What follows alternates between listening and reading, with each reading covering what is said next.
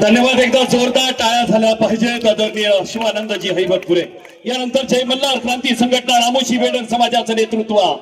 जिथं राम आहे तिथं लक्ष्मण आहे आणि बहुजनांसोबत आदरणीय दौलत नाना सुद्धा ताकदीनं उभा आहे. आदरणीय दौलत नाना बोलतात, एकदा हात वरती, जोरदार टाळी. येळकोट येळकोट विरोबाच्या नावानं या ठिकाणी सर्व बहुजन समाज या ठिकाणी बहुजन मेळावा करता आलेला आहे. ज्यांच्या ज्यांच्या अंगामध्ये बहुजनांचं रक्त असेल त्यांनी सर्वांनी हात वर करा. आणि एक फक्त शब्द मला द्यायचा आहे तुम्ही सर्वांनी, ज्या नेत्याकरता या ठिकाणी तुम्ही आलेला आहे. इथं मुसळधार पाऊस जरी आला तरी एकही बहुजनांचा कुणी माणूस उठला नाही पाहिजे. खास रक्त ज्याच्या अंगात आहे त्याला सांगतो.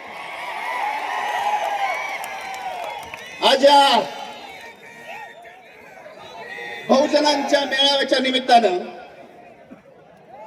ओबीसी समाजाचा देव, बहुजन समाजाचा देव आदरणीय गोपीचंद पडळकर साहेब यांनी हा दरवर्षीप्रमाणे ह्या मेळावा आयोजित केलेला आहे. ह्या मेळाव्याकरता आपण सर्वजण लाखोच्या संख्येने या ठिकाणी उपस्थित आहे.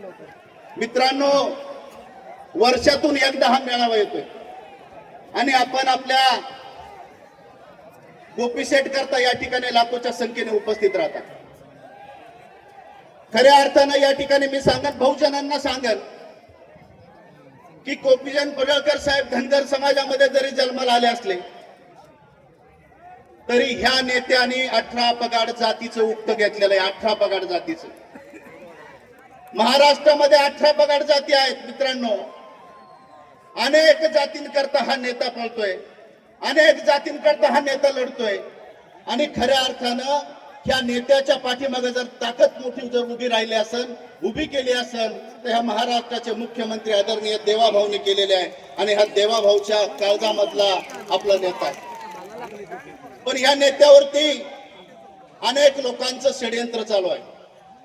अनेक लोकांनी या ठिकाणी आपल्या नेत्याला कुठेतरी काहीतरी अडचण आणण्याचा प्रयत्न आपल्या नेत्यावरती होत आहे. त्यामुळे ह्या माध्यमातून आपल्याला एवढंच मी आपल्याला सांगन की आमच्या नेत्यामध्ये एवढी ताकद आहे की हा नेतृत्व एका जातीचं नाही 18 पगाड जातीचं करतो. परवा सांगली या ठिकाणी अनेक खासदार अनेक आमदार त्या ठिकाणी होते आणि त्यांनी कुणी गोपीशेठला उचलून नेऊन